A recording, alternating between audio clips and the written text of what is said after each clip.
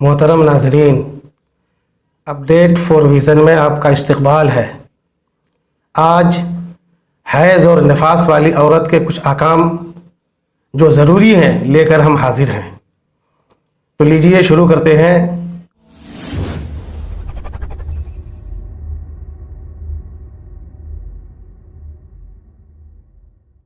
बिस्मिल्लाहिर्रहमानिर्रहीम। हैज़ और नफास वाली औरत को कुरान मजीद की तिलावत करना, चाहे देख कर हो या ज़बानी हो, और कुरान मुक़द्दस को छूना, अगरचे जिल्द ही हो या कुरान पाक के हाशिया को हो, ये सारी बातें हराम हैं। किसी कागज़ के पर्चे में अगर कुरान पाक की सूरत लिखी है या कोई आयत लिखी है तो ऐसी औरत को उस कागज़ को भी छूना हराम है। अब कोई औरत अगर मुअल्लिमा है, बच्चियों को पढ़ाती हैं और उसे हैज़ व निफास आ गया तो उसके लिए शरीयत की जानिब से यह इजाज़त है कि हैज़ व निफास के दिनों में एक एक कलेमा को सांस तोड़ तोड़ के पढ़ाने की रुख्सत दी गई है, इजाज़त दी गई है। जैसे अल्हम्दु फिर सांस तोड़ दिए, लिल्लाह है फिर सांस तोड़ दिए, रब्बिल फिर सांस तोड़ दिए, अल आलमीन। तो इस तरह पढ़ाने की इजाज़त है और हिज्जे कराने में कोई हर्ज नहीं है। हैज़ व निफास वाली औरतें दुआए क़ुनूत अगर पढ़े तो ये पढ़ना मकरूह है। कुरान मुक़द्दस की तिलावत के अलावा हैज़ व निफास वाली औरतें दूसरे ज़िक्र व अज़कार, दुरूद शरीफ बिला किराहत पढ़ सकती हैं, लेकिन कुल्ली कर लेना बेहतर है। ऐसी औरत को मस्जिद में जाना हराम है, लेकिन ईदगाह में जाने में कोई हर्ज नहीं है। हैज़ व निफास की हालत में खाने काबा के अंदर दाखिल होना या खाने काबा का तवाफ़ करना, ये सब बातें हराम हैं। रोज़ा रखना, नमाज अदा करना, ये भी हराम है, लेकिन रोज़ा और नमाज में फ़र्क ये है कि नमाज माफ़ है, उसकी क़ज़ा नहीं है, और रोज़ा की क़ज़ा दूसरे दिनों में करना फ़र्ज़ है। नमाज के वक्त ऐसी औरतों को उतनी देर वज़ू बनाकर जितनी देर में नमाज पढ़ लिया करती थी, एक जगह बैठकर वज़ू बना के ज़िक्र इलाही, दुरूद शरीफ और दूसरे वजीफ़े पढ़ना चाहिए।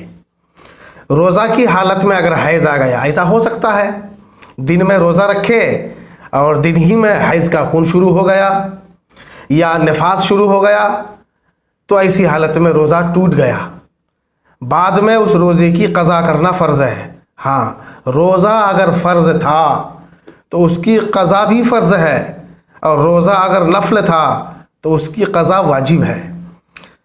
हैज़ व निफास वाली औरत अगर बैठी है और कोई दूसरा आदमी या दूसरी औरत कुरान पाक की तिलावत कर रही है और ये हैज़ व निफास वाली औरत आयत सजदा सुने, तो उस आयत सजदा सुनने से उस औरत पर सजदा वाजिब नहीं है।